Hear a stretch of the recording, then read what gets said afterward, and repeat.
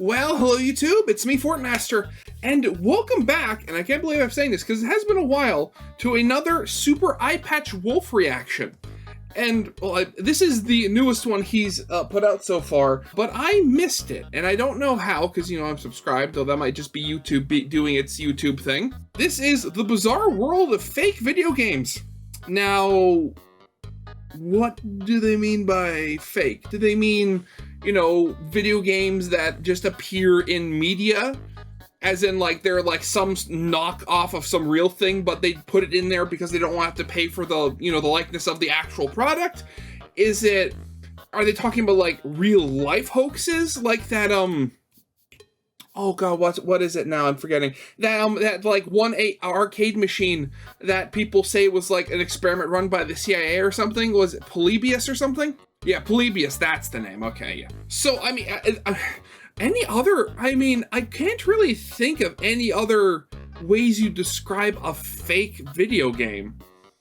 So, I mean, if Wolf goes off of either one of those two options, I'm going to be in completely uncharted territory. What is so bizarre? I mean, a deep dive into the strange world of fake video games from D-makes of games, creepypastas, and more. Oh, D-makes. Yeah, yeah, I guess. Because that could also count. I mean, it is a real game. You're just kind of... I'm not going to think about it anymore. We have a video to get into. So, of course, as always, original video will be linked in the description, as well as linked to the other part of the video. Corner card will lead to my, you know, Let's Play video of the day, as well as the other part. You know, I'll just, you know, double up there just to make sure people don't miss it. But, yeah. With all that out of the way, let's get this thing started then, shall we?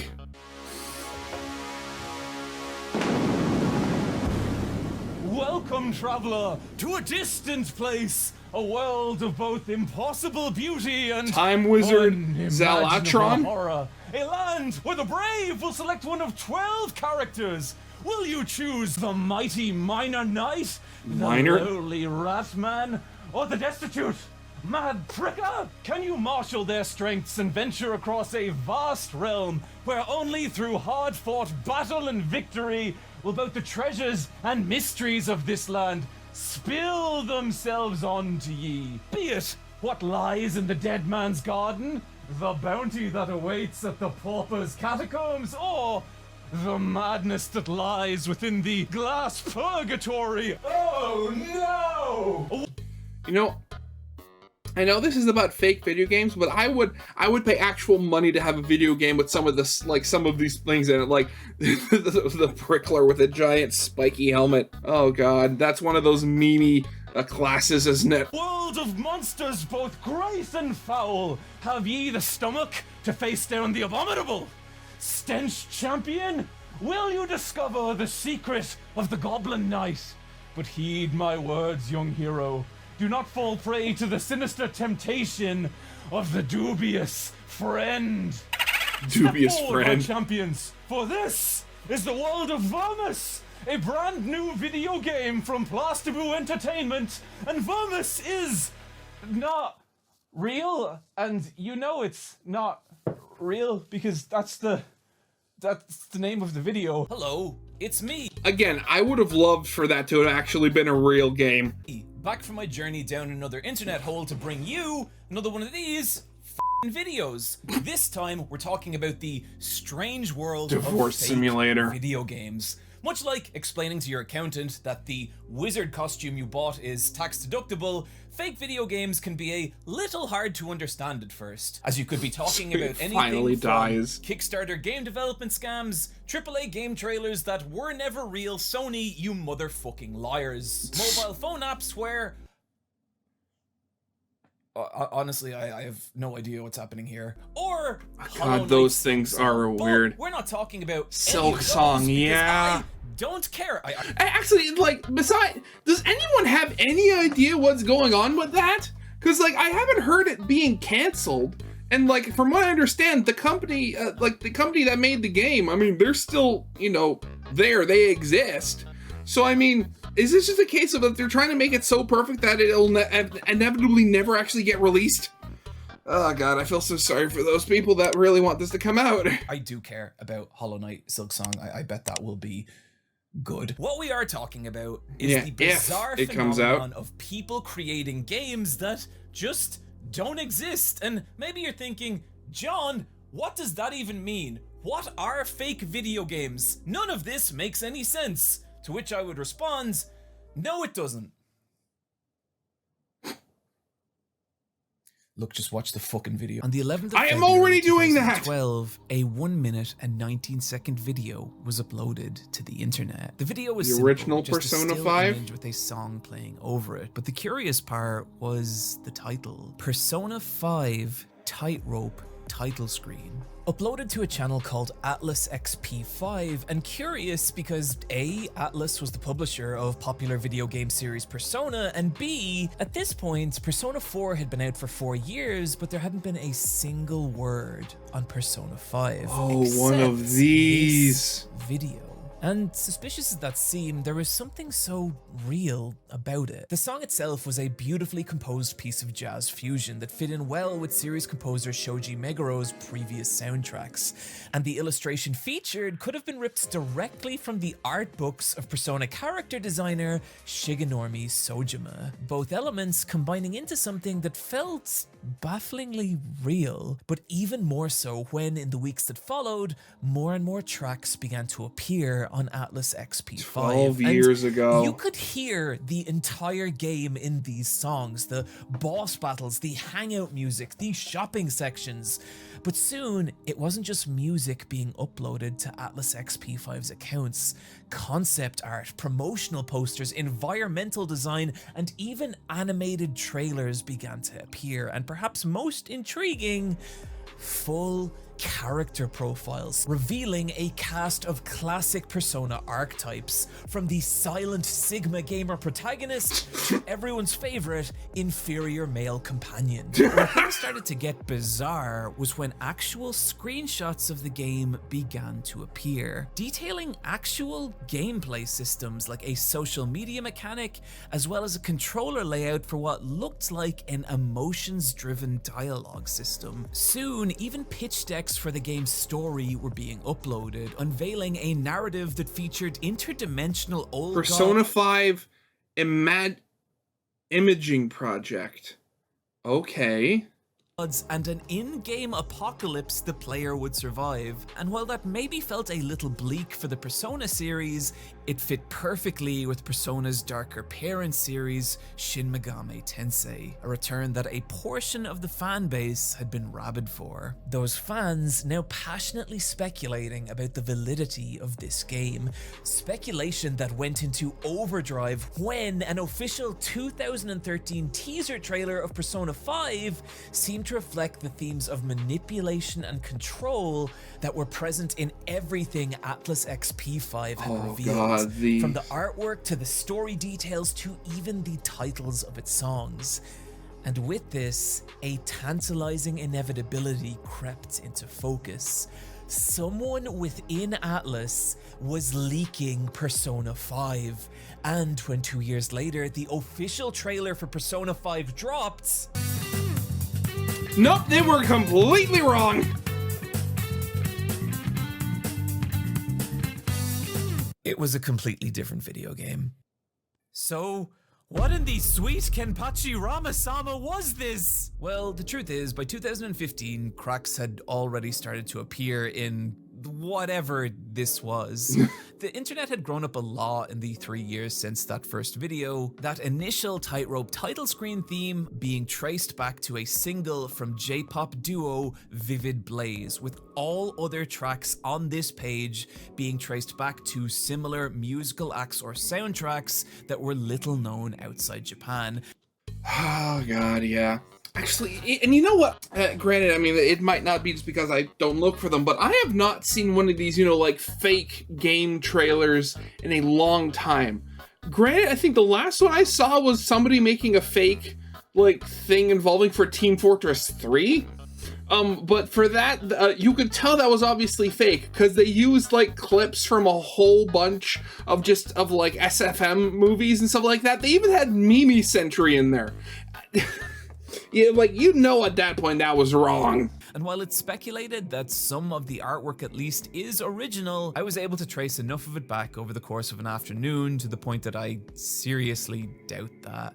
Meaning that what we're actually looking at here is a bizarre magpie's nest of dozens of different pieces of media scavenged from across the internet and then chopped and spliced together into something that creates the illusion of a real Persona 5, yeah. This is what became known as Persona 5 Imagining Project, and its existence raises some interesting and precise questions. 1, why does a piece of media like this even exist? 2, how was it able to convince so many people? 3, what is even the appeal of a fake video game from an audience perspective? 4, why would someone put so much time and effort into making it? And 5, finally, have I wasted a significant portion of my life making this video? Well, I mean, I can answer 3 of these questions already. 1, 3, and 4, and they all have the same answer. It's essentially fan fiction.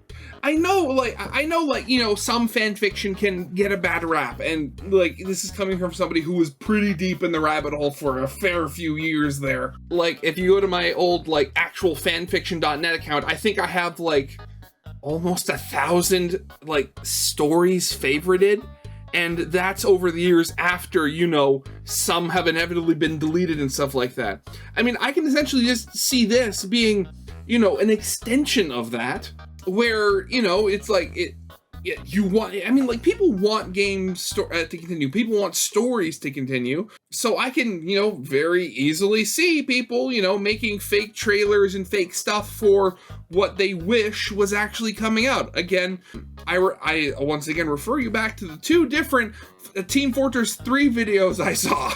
Except for that last one, we are going to answer all these questions in relation to Persona 5 Imagining. Admittedly, Wolf, I mean, you didn't waste it because, I mean, hopefully you've made money off this video. And if you've made money off this video, then you have not wasted your life, because then you can live at least another day because of it. Project, but also a bunch of other weird shit. And so, oh, God. Why does a fake video game even exist? And in a way, that answer's simple. See, any idiot can make a fake video game. For example,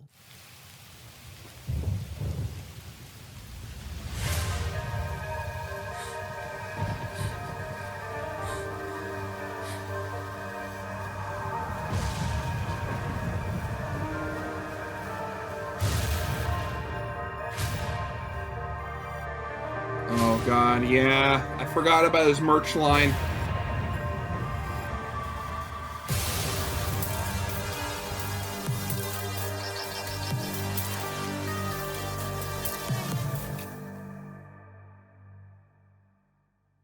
okay, that was actually advertisements for my fake anime/video game that I pretend is real through t-shirts, featuring the brand new Kimberly Angel long sleeve tee for people who either are or would like to be around a psychologically unstable clown girl. I'm gonna knock 20% off everything for the next 48 hours or until I remember to turn the sale off. So you can buy some if you want. iPatchWolves.com. I promise this has actual relevance to this video. It's not just me being a nightmare capitalist person, though it is that too. Like a lot of people, I have always wanted to tell a story or create some kind of fictional universe. So I thought, what if I use YouTuber merch to piece by piece suggest a fictional interconnected world, and through clothes, tell that story? Fake video games work exactly the same way. They let us take ideas for stories, worlds, and experiences, and let us ask, what if this existed as a video game?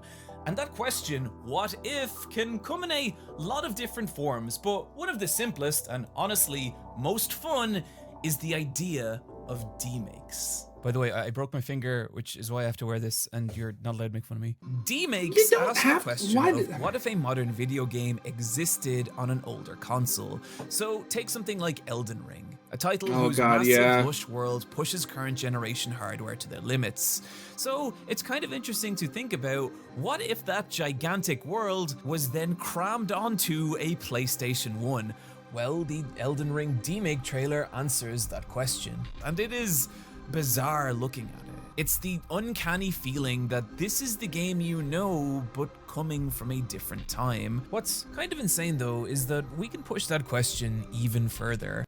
You know, I love these demakes just because, I mean, unless they actually somehow got like the actual files that were like that were used to make these in 3D, like you know, for like the software, whatever they use, you know, Maya, the 3ds, you know, that sort of stuff. They went through and not only made, you know, low poly versions of basically everything in the trailer, but then they animate it and film it so that it is an indistinguishable from the original, at least from like a shot angle and composition sort of way.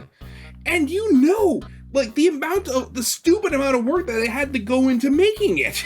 Back another entire generation, in fact, with 64-bits Elden Ring video, this time asking what if Elden Ring existed on a Super Nintendo.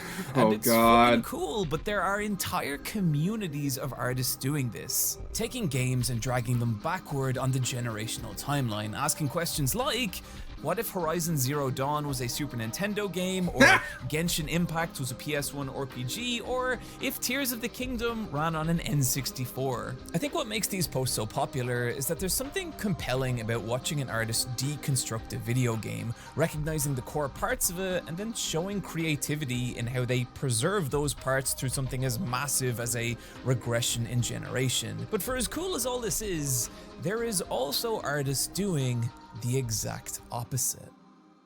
Oh, I guess so. Bringing stuff This forward is generations. PowerQuest, and PowerQuest kind of rules. It's Pokemon with robots through a weird adventure fighting game. Really? Unfortunately, due to the hardware of the Game Boy, the lack of visual detail means that idea of little battling robots gets kind of lost, instead looking like a more generic fighter. And that's not a slight on the developers, they were working within You the work with what you limitations they have. had. But what's so cool about Snake Pixel's reimagining is how it frees PowerQuest of those limitations. The dog! Using the increased visual fidelity to create depth, which lets its background elements like the dog and the cat give us a sense of scale and the visual context to understand just how small these little fighters actually are. And as a side note, I really love the addition of this book bag. It creates this kind of after-school atmosphere, like two kids I have love met that. up, tossed all their school shit aside, and are now battling their tiny robots, all making for an image that feels more like PowerQuest than PowerQuest. This is what I love about Snake Pixel's work.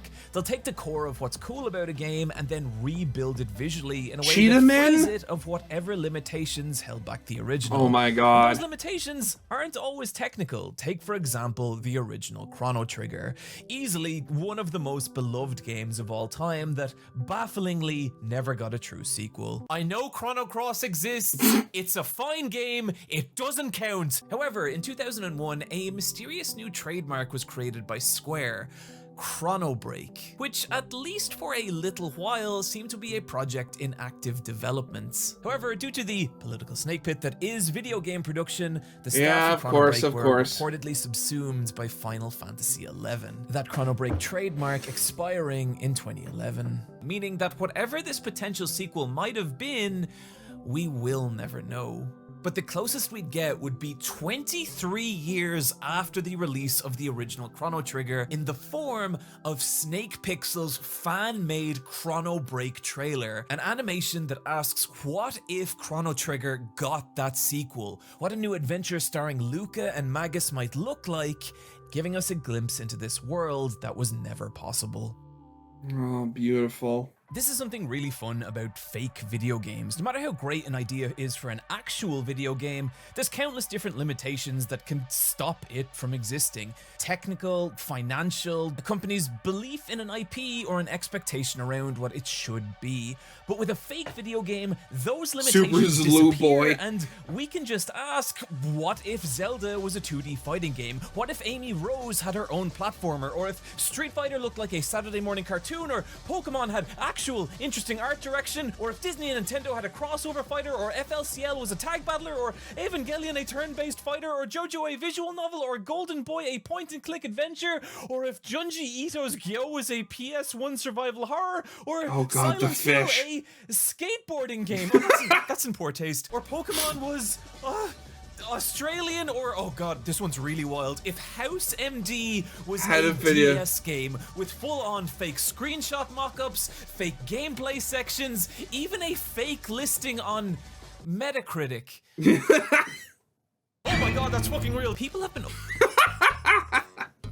Oh god, out of all the things that never got a DS like adaptation, I would have loved to have seen a House DS game, because that was one of the things, like, back in the day, like our family, I mean, we would very much, do the classic thing of, like, it was after dinner, we'd all get changed in our pajamas, and we'd go downstairs and watch the TV, and, like, there were, like, several shows we followed when they were actively airing, like Bones, Fringe, House, like a lot of those types of shows that we followed, and we watched them, actively, actually religiously. We caught them every week. Like, there was one week where, my parents were going out for a wedding anniversary, and when they were going to be going out, they would miss the last episode of Fringe.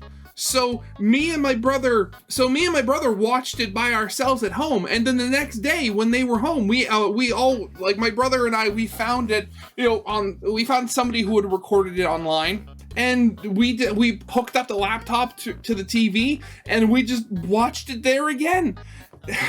God, those were the days. Uploading fake video game mockups to the internet for pretty much as long as the internet has existed in its current form. One of the earliest I could find was from 16 years ago, just 2 years after YouTube was created, Resident Evil Rangist. And I show it not just because I think it's cool and I've never heard anyone talk about it, but to highlight the insane amount of effort it would take for someone in that era on that hardware to create something this convincing. But there are so many insanely ambitious projects like this to this day, like Pokugami, which asks, what if early Pokemon games could exist in the style of the original Ken Sugimori concept art? Oh my god, that is beautiful. That would be so cool. Which, for the record, are some of my favorite illustrations in existence. What are you? And the result is something that has this uncanny nostalgia, so completely different to what these games were, and yet so beautifully faithful to them. Another example being Curiomatic's impossible trailer for Mother 3 that asks, what if that world was rebuilt in the style of the Plasticine models from the original Earthbound Player's Guide, dragging out the core of Mother 3 and rebuilding it in this simultaneously impossible but faithful way. One project that takes that concept to the absolute extreme being Onry Boy's Dreambound, asking, what if the world of Kirby existed as this bizarre mashup fusing the aesthetic of Earthbound and the gameplay and mechanics of Paper Mario, and everything from the gosh darn gorgeous pixel art to the tactile feel of the menus is so convincing in answering that question. Even though that it is just an animation, it's so hard not to see it as an actual video game. Fake video games exist because they let us ask what if. And so, in the case of Persona what 5 did I say about fan Project, fiction? it was someone asking the question, what if a darker Persona sequel existed that tied back to the series' roots of Shin Megami Tensei? That is the basic appeal of fake video games, and as you may be able to tell from the runtime of this video, there is a more complicated appeal that we will get to. But for now, I want to move on to that second question. What is it about fake video games like Imagining Project and Dreambound that our brain looks at them and doesn't see animation or illustration, but video game? Here's an illustration from the artist Arkai2, and it's awesome, a powerful rendering of a dramatic moment from Pokemon Ruby. However, I have removed one small detail of it, and watch what happens when we add it back in. Personally, when I look at this, I see a cool illustration, but when I look at this, I see something else. I see something that asks, what would you do in this scenario? Would you fight? Would you switch Pokemon? Would you run? And when presented with these options, my mind can't help consider the scenarios that each might lead to, and by extension, asking, what is the wider world that contains this moment? And Oh god, yeah. Just, you gotta add a UI. That's all you need. What other moments within this world might look like. And I think what's actually happening here is really interesting. When we see a screenshot of a video game, one of the primary ways we recognize it as a video game are HUD elements like health bars, weapon selects, and point or XP counters. Yeah, of course. Visual elements designed to convey specific information to the player that helps them decide how to engage with this world.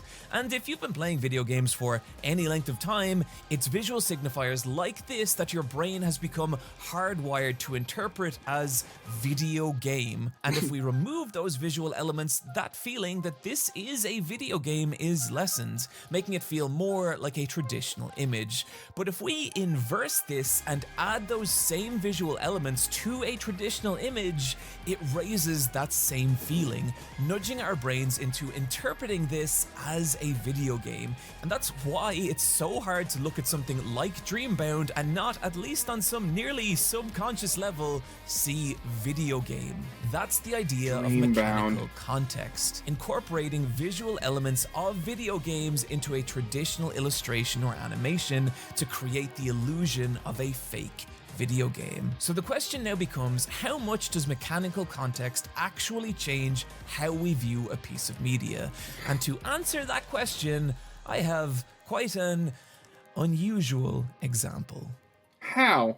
Spend long enough on TikTok in late 2022, and at some point, you may encounter a video in which the viewer from a first-person perspective is approached by an unusual wide-eyed girl. Excuse me, sir? My husband's missing and I really need him. Do you think you could help me find him? This is exactly the reason why I don't have a TikTok. It terrifies me. Thanks. This is Molly Moon, and the majority of her videos go like this. Molly approaching the viewer with an Excuse me, sir? Excuse me, sir? Excuse me, sir? and then asking them to follow her to a second location, all the while her unblinking gaze, monotone speech, and strange mannerisms implying that she is something pretending to be human. However, on November 2022, these videos changed. Excuse me, sir? Can you walk me home? Oh my god, these! Why don't you come in for something to eat? I'm hungry.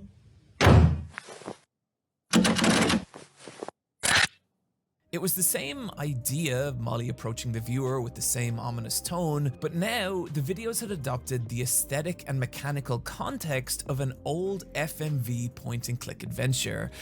Oh god, there's another channel. There's a channel on YouTube I've seen who's made videos like this. Oh god, I'm trying to remember their name. Oh god, this is it, yes! There's another channel like this called Luca Big Pants. They're here on YouTube, and like they have videos where they do this exact thing, and I would argue that he does it better. Like here's one, here's literally the first video that pops out called Glimbo's Gold. Look at how it's animated. Hey, you! Did you steal my buddy Glimbo's gold? So, did you do it? Come on, well, my buddy says that you stole his gold. Are you sure about that?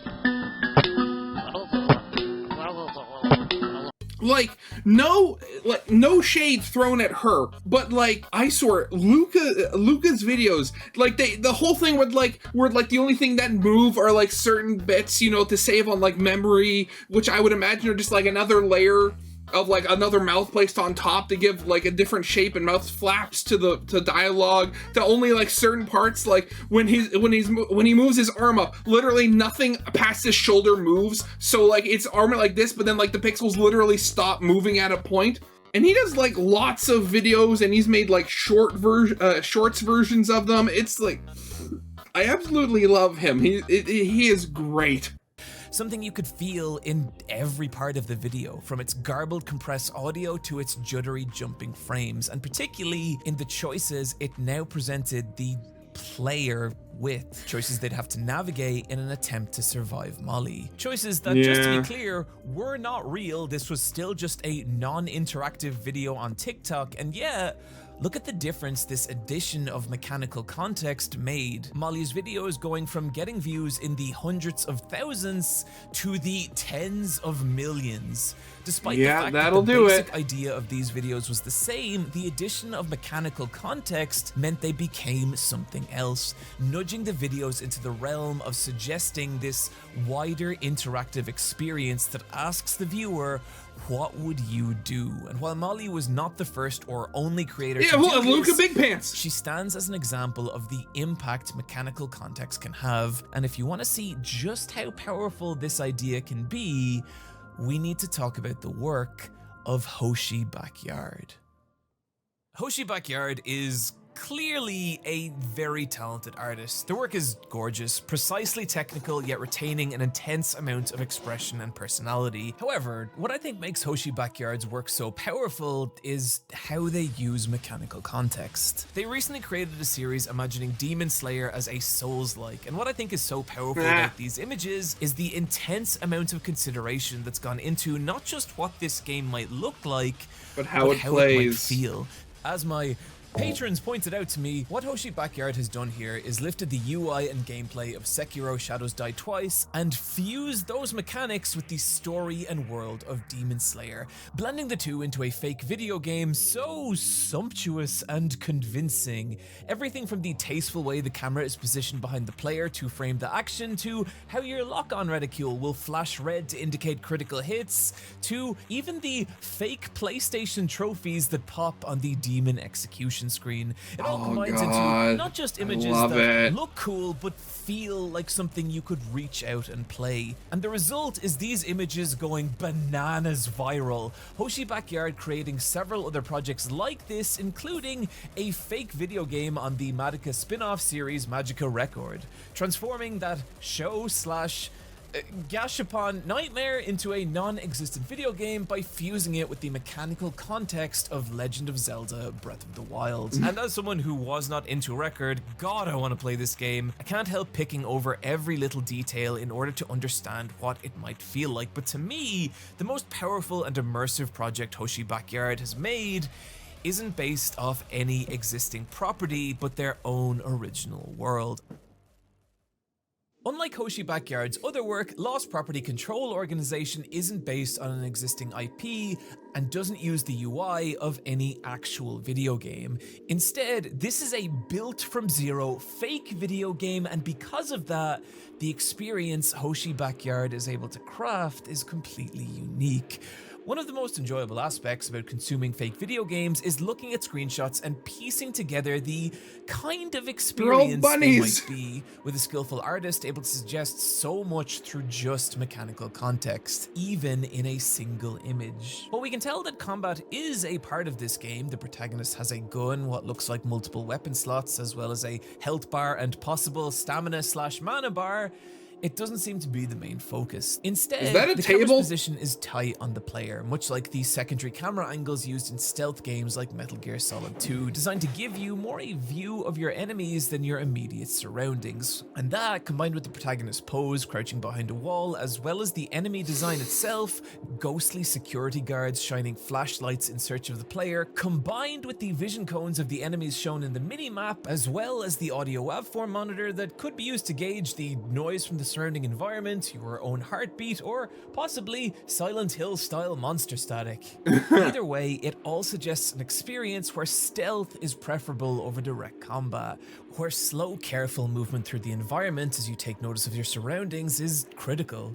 The objective checkbox, as well as what looks like a Navi-esque assistant, suggesting that the player is not necessarily the victim caught up in some supernatural ordeal here, but rather on a mission, here to achieve a specific purpose. Now that is already an incredible amount of information from a game that doesn't actually exist. Screenshot, but possibly most curious is the presence of a 24-hour clock that implies a day and night cycle, and suggesting that there could could be way more to this game. And when I say could, what I really mean Is. I want to make a point Is. of how immersive just a single screenshot of Lost Property can be. But the truth is, Lost Property Control Organization exists across dozens of different images, What you do in the daytime is settlement management. No. each one adding a little piece to what the experience of this game might be like. There being portions of the game where you socialize with classmates, as well as spend time with members of some kind of shadowy organization. There are dialogue options, classroom scenes, a level up screen, melee combat, crafting menus, boss battles. And when we combine them all together, we get a startlingly clear picture of what Lost Property Control Organization could be. A survival horror RPG with a Persona-esque day and night system where you spend your days building bonds with other characters, making narrative choices, leveling up your stats and preparing your equipment before traveling to the Lost Property Control Organization in the evening, where you'll be briefed on that night's mission. Missions where you venture into haunted locations, stealthing past its enemies, as well as experiencing horror set pieces with the objective of tracking down the area's boss monster, whom you must defeat, collect the haunted relic that spawned it, which is what I'm guessing the giant backpack is for, before escaping that area with supernatural forces pursuing you, some of which may even follow you back out into the daylight sections. Which I really have to wonder, if this was an actual game, I'd love to find out what the reasoning was that they're sending in a single little girl to do this, as opposed to, you know, a trained team of fully functioning adults. And goddamn, that all sounds so fucking awesome. Despite the fact that Lost Property Control Organization exists as basically just a collection of PNGs on Twitter, they combine to create an illusion so believable and compelling it's garnered a massive fan following. A fake video game that people are themselves building onto. They're existing not only Lost Property fan art, but even fan interpretations of what its menu music might sound like, as well as animations of what its different scenes might look like in motion. That is how an immersive experience Hoshi Backyard is created here. And that is the power of mechanical context. Despite everything we've raved about with LPCO, there is a deeper layer to how it uses mechanical context. A strange detail about these screenshots is that despite how skilled Hoshi Backyard is, there is in them a strange brokenness. A lot of the backgrounds, and particularly on closer inspection, feel scraped together from compressed textures and saw-edged polygons. Moments where a spill of flashlight will cause the environmental detail to crush into a raterized mess of jagged pixels. The blood on the game over screen in particular looking like some lost relic of the PS1 era. So, what is happening here? Is Hoshi Backyard actually just some kind of hack? Well, obviously the answer is yes. Obviously the answer is no, but I think what's happening here is really interesting. As a medium, video games are unique in that they've only been around a relatively short period of time, and in that time what they are and how they're conveyed has evolved dramatically. If you look at a film from 25 years ago and compare it to a modern film of the same genre, there are going to be differences, but it's mostly in the details, the fashion, the fidelity of the cameras they're shot on, to smaller nuances like film grain or color grade. However, compared to video games of the same series across that same time frame, and you might as well be looking at two completely different mediums.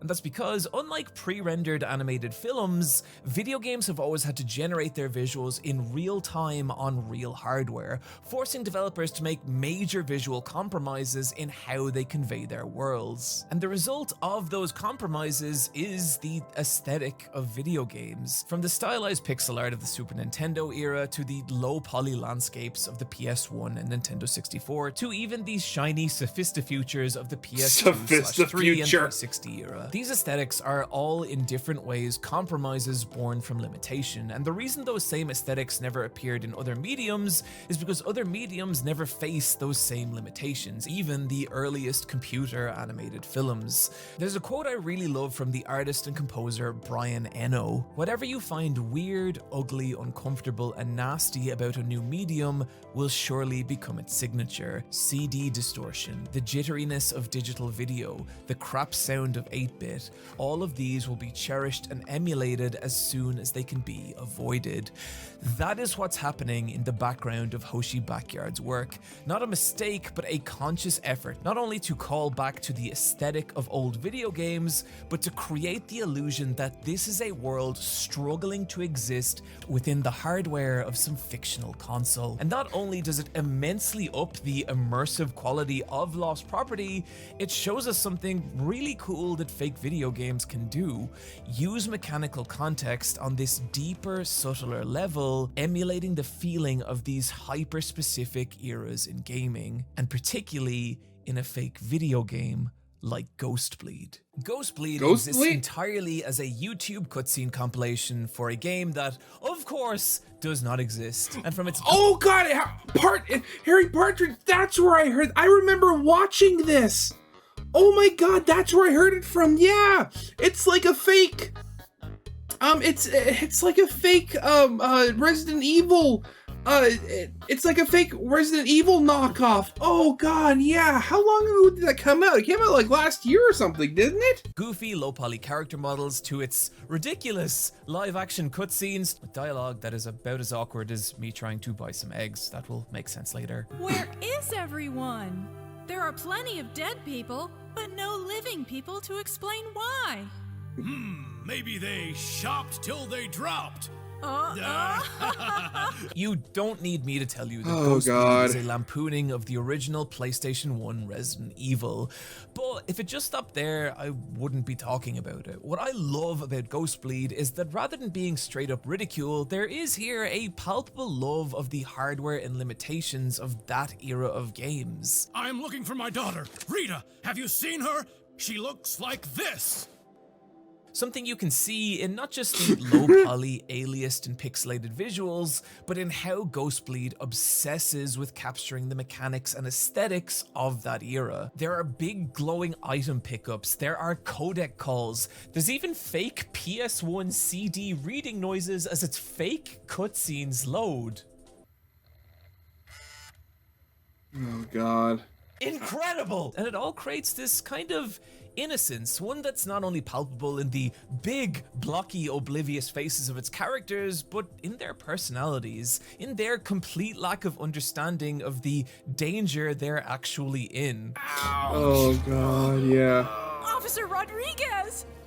Are you hurt?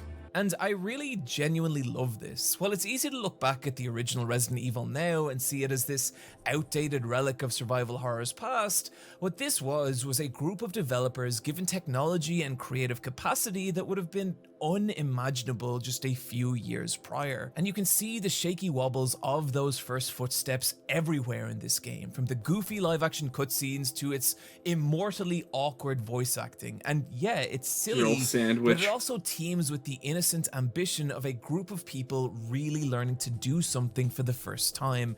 And it is that innocence that Ghostbleed captures so beautifully, to the point that it becomes more than a parody. It becomes this kind of uncanny piece of nostalgia. And in terms of fake video games creating uncanny nostalgia, Ghostbleed is just the beginning. There's this video called PS2 with my friends in 2001, and it shows 4 boys experiencing a PlayStation 2 for the first time, and goddamn, everything about this video, from the games they play, including the Zone of Enders demo disc of Metal Gear Solid 2, easily the most 2001 piece of media in existence, to the box TV they play it on, to even just the console resting on the cream carpet below it. I remember this. I have been these people. This video is a time machine. This kind of content is typically called nostalgiacore, images, videos, and even sounds designed to bring you back to a specific time and specific place in a way that can be comforting, uncanny, and often deeply liminal. The aesthetics of old video games are a huge part of nostalgiacore for reasons that I'm going to trust you understand at this point in the video. Oh god, the little TVs, yeah.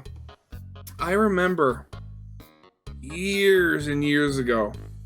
I've said before how we had a trailer up at Wasaga Beach that acted as our our cottage during the summer.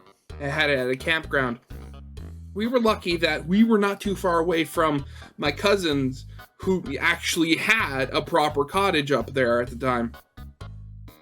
And I remember there'd be a couple of times when we were like really young, and we'd go into my cousin's room. My mom, dad, aunts and uncles, they're outside around the fire, you know, doing adult things. And my cousin would bring me and my brother into his room, and he had one of those little tiny TVs. And on that little screen, well, not even like a foot across, probably like 12 inches at most, we played Medal of Honor on the GameCube. We played multiplayer, 4-person split screen on that tiny little screen. Granted, I sucked back then. Medal of Honor has always been, you know, it with the weird controls back then. But oh, the memories. Oh god. And like all 4 of us trying to fit on the bunk bed, just like so we could all like see what we were doing. Oh god, beautiful. Absolutely beautiful. But where things start to get wild is when people take those nostalgic scenes and rebuild them through the mechanical context and visual language of old video games, creating the illusion that these worlds are now being crammed through a PS1, even using UI like item menus and save screens, as well as popular fonts from old video games. Oh my god. Filtering through what looks like these screen tears and scanned lines of old burnt out monitors. And the result is these hyper nostalgic uncanny worlds, places you have never been, games you have never played, and yet feel so familiar and even comforting. In a lot of these pieces, there's a kind of longing, a yearning for some lost part of your past. Like these places used to be a part of you, but at some point they disappeared from your life, and now years have gone by. You're older, lonelier, and tired, but somehow, in this moment, you found your way back to this impossibly nostalgic space, and it's okay to rest. It's okay to enjoy life in that simple way that you lost so long ago. Oh man, god. I get it. And this how the light hits a cracked PS1 case as a Linkin Park CD skips gently in the background. The smell of Domino's Pizza cardboard filling the room as you and your friend play Street Fighter Alpha 3. You never realize it at the time, but those were the simplest moments of your entire life, and they're gone now. Now, you pay taxes. Now, a good 40% of conversations you have are you asking questions about things that you will never care about. You drink too much coffee because you don't sleep right, and somehow that makes sense to you. Remember Zach Morris, star of 90s youth comedy Saved by the Bell and generational symbol of boyhood rebellion? Well, he's 50 and he looks like this now. You go to the shop to buy some eggs because omelets don't have a lot of calories, but the credit card machine isn't working, and the shop assistant says that you can just pay in cash, and you tell them that you don't have any cash, and then you both just stare at each other for the longest 5 seconds of your entire life, and you clarify that you do have cash. It's just that it's just in the ATM. So you walk to the back of the shop, but for some reason the ATM says your credit card isn't activated, and you don't know what that means.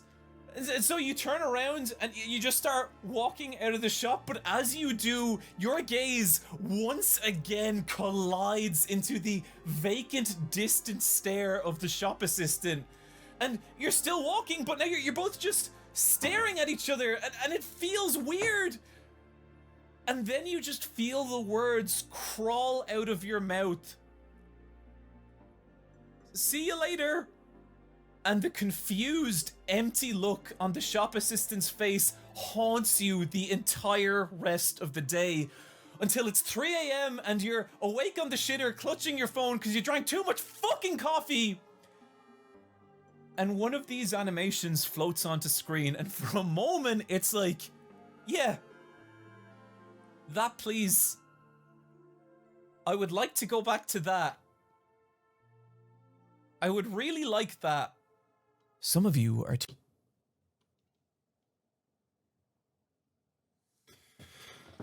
Oh, God. Yeah, truer words have never been said. You know, that kind of reminds me. I think it was a Jacksepticeye video I watched. And he was reading comments or talking about something or other, and the topic came up. The whole thing's like, "Oh, you were better back in the day," that whole endless chestnut that every YouTuber gets at some point. And he said, and I'm forgetting what exactly he said at this point, but he said, like, "No, I wasn't better. You just missed those days."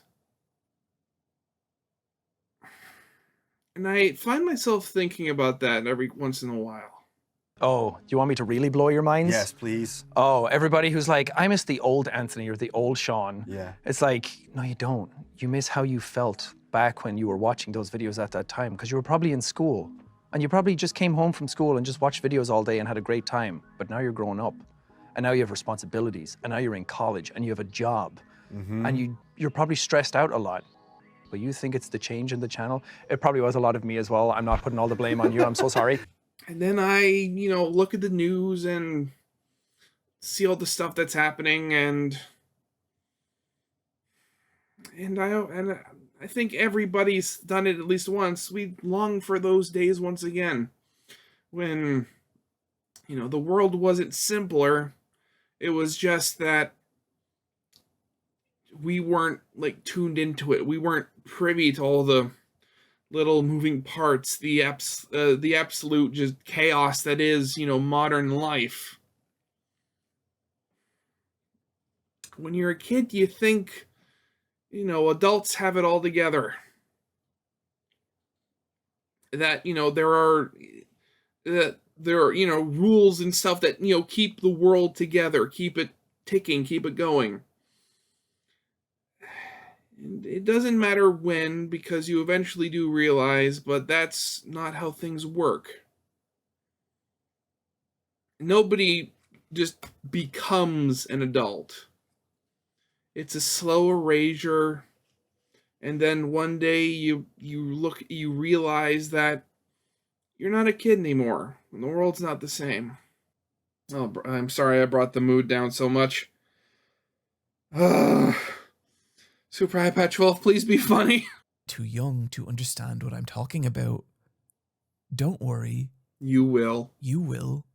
Mechanical context is what makes a fake video game feel real. And so tying this back to Imagining Project, while it's lighter on mechanical context than a lot of the other fake video games we've talked about, you can still see it through button prompts on its menu, through controller layouts and its conversation mechanics, what looks like XP bars, in its visual novel-esque dialogue scenes. All just enough to nudge our brain into seeing video game. This is how it was so convincing. Which brings us to our next question. Why did people want to believe this? What is the appeal of experiencing a game you cannot play from an audience perspective? I once again refer you to my answer I did at the very beginning of this video, fanfiction. To answer that question, we must once again delve into the murky waters of games past. Hello! This seems to be the perfect time to tell you about my new media book club style podcast, Versus Wolves, in which myself and my friend Wooly Versus enhance/ruin each other's lives with different media-based recommendations that you can follow along with.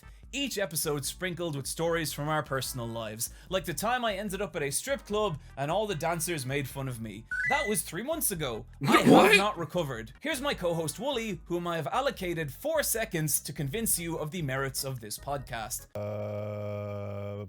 Yeah, no, so, well, We kind of... Haha, great job, Willie.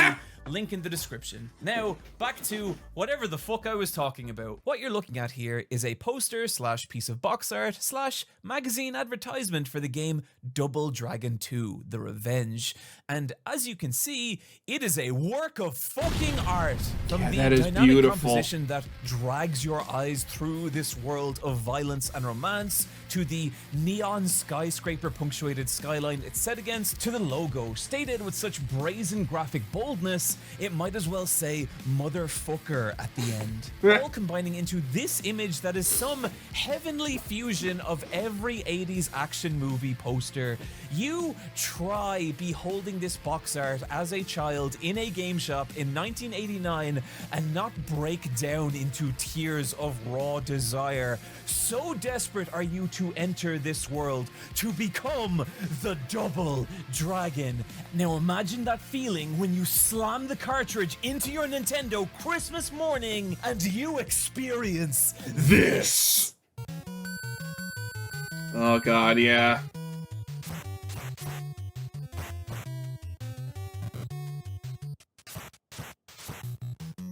My point here is really not to talk shit about the graphics of a 30-year-old game, but just to point out that the world presented by this poster and the actual experience of Double Dragon 2 were quite different. No, This very, used to yeah. be really common. Because of the limited capabilities of hardware, companies would have to build an idea of a game and its world in the viewer's mind in order to sell them on it. And it meant there was a kind of abstraction happening when you played games. You as the player accepted that this 17 pixel tall man was really just a representation of this radical dude. In other words, companies would use secondary media to flesh out a game's characters and world, to give players a better idea of the experience they God, were I meant miss to this be sort of having, stuff. in a way that And I'm like too young to even remember most of it because I was born in 1995. But like I miss when video games had this sort of like secondary media stuff. Like even if it's just, you know, like the manual or the few other stuff you'd get in the box when you'd open up a computer game or something like that. Like I miss that sort of stuff. Like I still have do I have it here? Here it is. Like, I still have my original packaging for Sid Meier's Locomotion. This little thing. And would you look at this? Manual. And it even advertises Sid Meier's Pirates on the back. Oh. But yeah, it's just... Like, granted, when I was a kid, I never actually read through the majority of this. Because, you know, it's a little thing, it's black and white, it's a lot of reading. You know, a little kid's not going to do that. But just this whole thing where it explains, like, everything, like railway signals, how to do trucks, one-way roads, all this stuff. Like, it's nowadays, that's either going to be, you know, in a tutorial, which, you know, yeah, it should be, or it's going to be, like, online in guides that people make to, you know, help desperate fools actually play the game. But it's all the little added stuff, really. Like, that's what made it. Hardware didn't allow. And this secondary media came in so many cool forms. Magazine ads, box art, gaming walkthroughs, even the sides of arcade cabinets. But probably the best known pieces of secondary media for games were manuals. Often gorgeously designed little paper tomes packed in with games that in the time before wikis and online fan communities were these treasure troves of additional information, context and lore about the worlds you were meant to be experiencing, often coming with these really elaborate illustrations and even world maps. Some, like the Link to the Past walkthrough, even having these intricately designed little illustrations of every piece of equipment in the game. Famously, the Earthbound manual was a full-on in-universe travel guide with photographs and artwork of its different locations, fake newspaper articles written by its characters reacting to the events of the story, and even photos of these beautifully made little plasticine models of nearly every character and enemy in the game.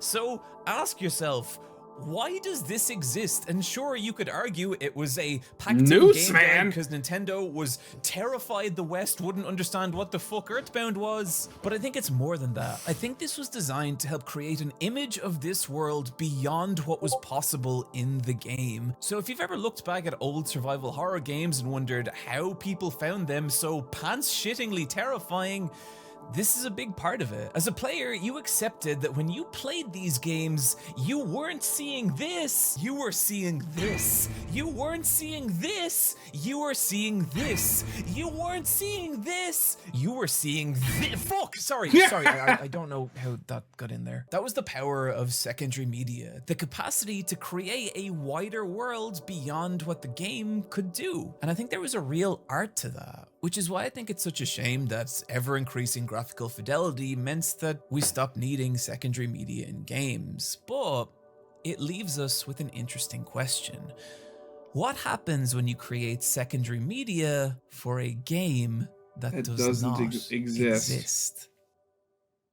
Apple Quest Monsters DX, exists as a manual for a game that is not real, chronicling a fake RPG where the player battles and collects Pokemon-style monsters. It has a fake world map, fake screenshots, and even has a cover that uses plasticine models similar to the Earthbound travel guide. Love Which it. makes sense as its creator, Splendid Land, came to the idea from their childhood memories of reading old game guides for games they had never played and the imaginary worlds those guides created. And what's so special about Apple Quest is how beautifully it captures that, admittedly, very specific feeling. There's a full-on gameplay section explaining that you, the player, have 9 star points, which you spend by reading through the game's massive 80-monster bestiary and selecting different monsters for your team, each monster having its own type, attack, habitat, and star cost, meaning that it's up to you whether you want to spend your points on a large team of low-level monsters or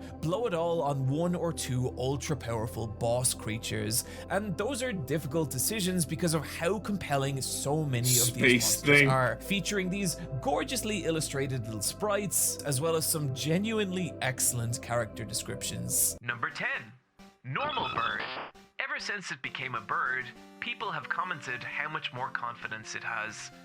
It ate 400 birds to achieve this form. My personal team was Apple What Warrior, was who it cost before? a single star and is one of the weakest monsters in the game, but who I had to have because I needed to pair him with his rival, Carrot Warrior, who, if we're being real, is just Vegeta, but a carrot. Next up is Mr. Enigma, who is really only there because he frightens me and I don't want him as an enemy. And rounding out my team with a pair of boss monsters, the Power Beetles, a pair of emotionally supportive lesbian bodybuilders, and I trust I don't need to explain that any further. Making your way through Apple Quest Bestiary and selecting your team is how you experience Apple Quest, and that in itself is compelling, but what's awesome is the story that unfolds as you do. As you read through the Bestiary, the game throws in little narrative breadcrumbs, even foreshadowing the game's final boss, Orchard Guardian, 7 stars and strongest of all monsters. And you can feel that climax drawing near as you read further into the end game, the monsters growing more powerful and strange until finally, hey, spoilers for a game here that doesn't exist, skip to avoid. And also, people should buy this. It's on itch.io. It's $2.50 and it's better than most actual games I've played. It's okay. I didn't know they were actually selling it. I just thought this was like, you know, something somebody was publishing on Twitter or something. Reach the Orchard Guardian, who has been murdered by Little Apple Warrior, his own weakness driving him mad, creating a lust for power, only for his best friend and rival Carrot Warrior to try and stop him before he's transformed into the Lord of Eden, a 12-star power monster, only to be defeated by you and your team and forgiven by his best friend Carrot Warrior, the final monster of the database being the 2 spirits ascending to heaven together, because no matter what you you become, there's always still a trace of the person you were, and the people that really love you will see that. Oh, I need to God. go back to therapy. What's special about Apple Quest is how thoroughly it creates the illusion of a real game world, and primarily not even through mechanical context like we've been talking about, but by building a game through the supplementary material of a games manual. Apple Quest not even being the only fake video game that does this, there are others, like Fever Nights, a game that exists purely through an official walkthrough for a game that once again Does not it's exist. not real. Or taking this one step further, Bird World, a fake RPG that exists not only through a beautifully illustrated fake manual like Apple Quest featuring location art, NPCs, party member profiles including how to recruit them, and even a level up table showing what attacks they learn when, but also through a fully composed soundtrack covering the entire fictional span of Bird World, suggesting everything from a non-existent opening menu with its fake title theme to even an ending title crawl with the melancholy piano of its final track, Goodbye Bird World. Okay, you know what this is reminding me of? And I guess it doesn't really fit into this because it was a fake game that was then made real. So there's this YouTuber called Audio Opera? Yeah, Audio Opera, that's it. He does like a lot of his sketches are like, he does like a lot of things. Mainly he does like these weird sketches where like he'll dress up really weird and just sort of act weird in public, and then he'll put some sort of weird like monologue over it in post. I am starting a school for the gifted. It's not like the X-Men, okay? It's way different. All right, I got this dude who like knows everything about trains, but he can only eat chicken nuggets. And all that sort of, and like other sort of weird stuff. And they were, but then on top of that, a while ago, he started releasing these shorts talking about like a fake card game, like a fake collector's card game called Divorced Dads. And like he's opening up the thing, like he's doing like the pack opening sort of video with like the ring light facing down with the camera in the middle. All right, we're back again with another pack of Divorced Dads. Fishing pole. Healing potion, interesting. Okay, healing potion, this is not a good card. But once you get used to using it, you can't stop using it. So you'll definitely have it in your deck at some point. It's like, you get a couple of bucks for that. It's like Bald Spot. Bald Spot isn't that good, but it does pair well with this card, yada, yada, yada. And then he gets the second last card in the deck. It's like, come on, house, give me the house. And it's like, damn, not the house. And, you know, all that sort of stuff. And he did a bunch of these where he'd do like fake card pack openings. But then, a little bit ago, he ended up actually making it into a real card game. Like, if you can go online right now and search up Divorced Dad's trading card game, and you'll actually find a website where you can buy packs of these cards. And there's like actual like gameplay mechanics now with attack and defense, and like monster types and terrain and like different. I absolutely love it. It is so weird. The combination of both Bird World's manual and its soundtrack combining into a powerful image of what this game would be. An RPG rooted in the era of the Super Nintendo. This was an innocent, hopeful time for role-playing games that were often less about stopping whatever world-ending threat that the plot hung on, and more just exploring a gigantic, colorful, and weird world and the joy of discovering what waited there. Bird World, with its laid-back soundtrack and colorful art, capturing that feeling beautifully. But where Bird World as a concept gets kind of insane is that this fake video game also has a fake sequel. As games advanced from the Super Nintendo era to the PS1, maturing audiences as well as evolving hardware meant that RPGs took a darker, more introspective turn. Oh no. With games like Xenogears, Final Fantasy 7 and 8, or Kadelka, often taking place in these grim worlds whose problems were more complex than any one single threat. And what is so special about Return to Bird World is that it takes that evolution of RPGs and works it into its story, taking place 1,000 2,000 years after Birdworld, but now the colourful, lighthearted universe has suffered a great calamity, resulting in a far bleaker feeling game, an evolution you can see in everything from the artwork of the manual, which has gone from these soft, exaggerated, cartoonish characters to sharp angle designs that feel more in line with the illustration work of Tetsuya Nomura. It's simple, flat landscapes now bathed in shadow, but most impressively, listen to how this same evolution is conveyed in the Return to Birdworld soundtrack. Here's the theme of Enoki Village from Birdworld 1, which I have to keep talking over or this video will get copyright struck, but you can hear what a jaunty tune it is. And here is Enoki Village's theme from Birdworld 2, and oh dear, listen to that despair, listen to this place now desolate and hopeless. And while the soundtrack does keep some of the nautical absurdity from Birdworld 1, it also punctuates it with far darker tracks, like The World Descends into Chaos, whose metallic, discordant sound speaks to a planet pulling itself apart. The idea of bringing a game world to life through a soundtrack is so cool, but the crazy part is, Birdworld isn't even the only fake game that does this. Of course. Boss Rush is an album of boss music for a game that, of course, isn't fucking real. It is great and it deserves its own section, but God, I keep discovering new fake video games, just like the games I talk about in this video. A lot of them have to do with apples, don't they? Will never exist if I do not commit to just finishing it. Unlike the other fake video games we've talked about, rather than showing you what a game might look or feel like, these games instead create the illusion of a game through secondary media. And that's exciting, and you can see how this applies to Imagining Project, a fake video game we experience only through a fabricated press leak, which creates this entire other layer of intrigue. What is this game on the other side of our limited viewpoint? And that can be a really fascinating question, and it brings us to one of the strangest and most mysterious fake video games in existence.